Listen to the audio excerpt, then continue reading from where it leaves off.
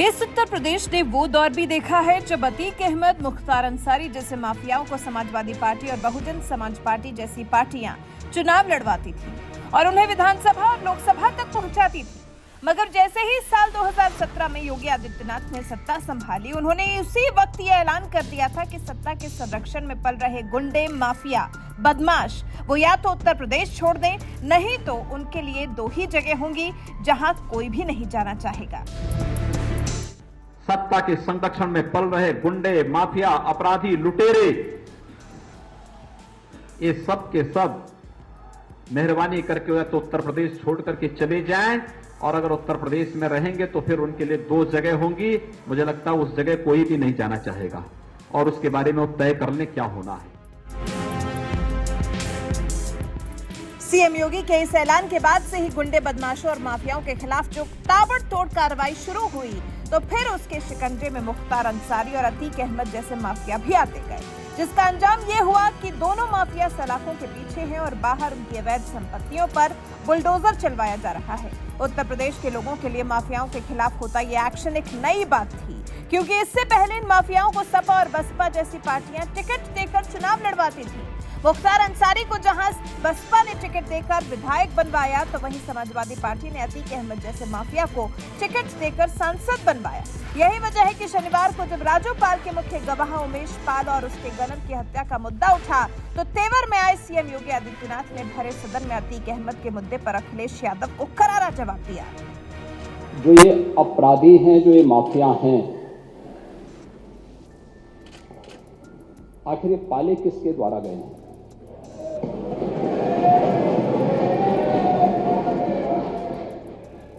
जवाब आ जाए। ये जब आपका नाम तो नहीं लेगा, आपने के खिलाफ जवाब आ जाए। जिस माफिया के खिलाफ किसी का नाम नहीं है, किसी का नाम तो सच नहीं कि समाजवादी पार्टी ने उन्हें सांसद बनाया था,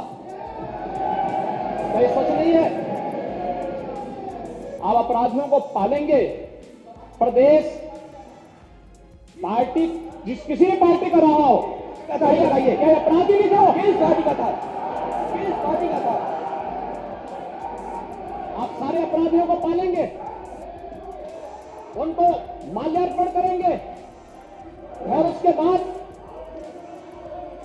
तमाशा बनाते हैं आप लोग।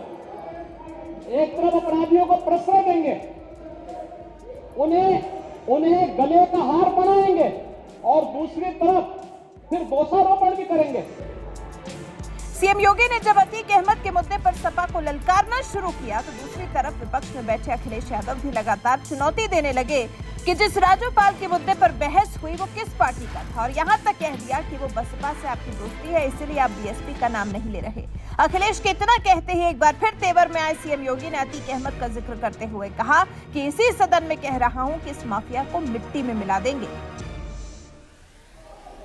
हमारी पार्टी में आप बताइए किस पार्टी का सदस्य है? क्योंकि बहुजन समाज पार्टी से आपकी दोस्ती है, इसलिए बहुजन समाज पार्टी का नाम नहीं ले रहे आप। हम भी उन्हीं बातों पे कह रहे हैं। क्या ये सच नहीं कि जिस अतीक अहमद के खिलाफ पीड़ित परिवारों ने मुकदमा दर्ज कराया, उसके परिवार के खिलाफ, वो समाजवादी पार्टी के द्वारा पोषित माफिया है और उसकी कमर को तोड़ने का काम हमारी सरकार ने किया है। और फिर मैं कह रहा हूं, इसे हाउस में कह रहा हूं, इस माफिया को मिट्टी में मिला देंगे।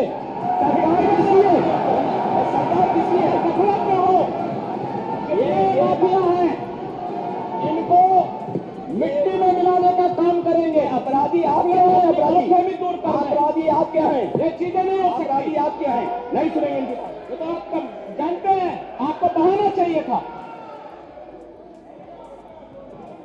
ये तो अध्यक्ष महोदय,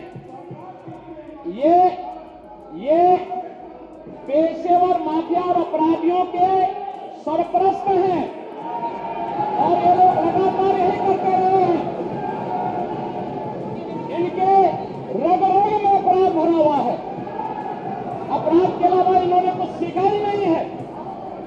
क्या सच नहीं का? पूरा प्रदेश इस बात को जानता है और आज ये लोग अपनी साफ गोई की सफाई देने के लिए यहां पर आए हैं। आप अपने स्थान पर चलें। सीएम योगी आदित्यनाथ यहीं नहीं रुके, उन्होंने विधानसभा में माफिया अतीक अहमद की पूरी सियासी कुंडली खोलकर रख दी और बता दिया कि समाजवादी पार्टी ने कब कब अतीक अहमद को विधायक और सांसद बनवाने में मदद की। आपको अपनी जिस बात कहने का माफिया अधिकार है। ने कल यह कृत्य किया है वह माफिया उत्तर प्रदेश के बाहर है और वह माफिया समाजवादी पार्टी के सहयोग से ही बार बार एमएलए और एमपी बना है। क्या यह सच नहीं कि 1996 में इलाहाबाद वेस्ट से वह माफिया समाजवादी पार्टी की सरकार के सहयोग से, इन पार्टी के सहयोग से एमएलए बना था। और यही नहीं, 2004 में भी वह माफिया 2004 में भी वो माफिया इन्हीं लोगों के सहयोग से एमपी बना था और फिर 2009 में उस माफिया को सांसद बनाने का भी कुख्यात कार्य इन्होंने ही किया था।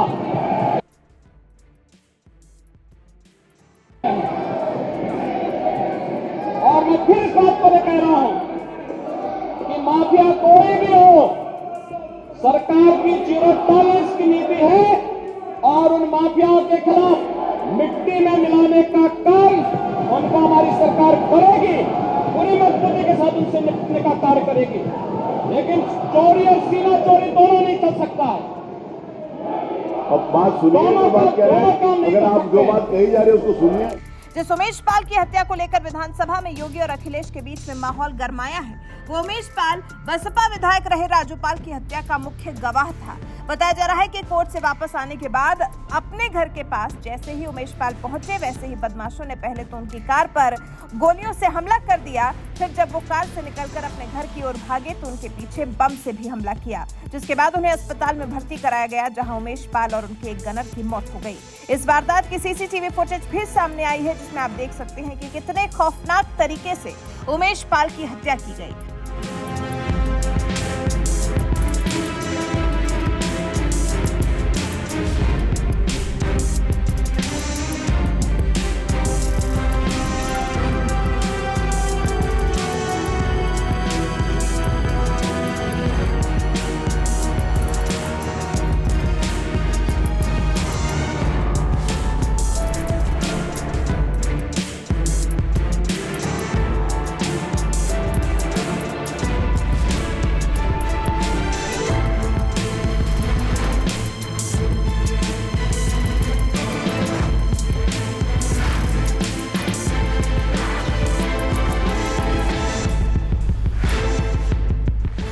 आपको बता दें, यूपी में साल 2004 के आम चुनाव में फूलपुर से सपा के टिकट पर अतीक अहमद को सांसद चुना गया था। इसके बाद इलाहाबाद पश्चिम विधानसभा सीट खाली हो गई थी। इस सीट पर हुए उपचुनाव में सपा ने अतीक के छोटे भाई अशरफ को टिकट दिया था, लेकिन मायावती ने उसके सामने बसपा से राजूपाल को खड़ा कर दिया। इस उपचुनाव में बसपा प्रत्याशी राजूपाल ने अतीक अहमद के भाई अशरफ को हरा दिया था। हालांकि पहली बार विधायक बने राजूपाल की कुछ महीने बाद ही 25 जनवरी 2005 को दिन दहाड़े गोली मारकर हत्या कर दी गई थी।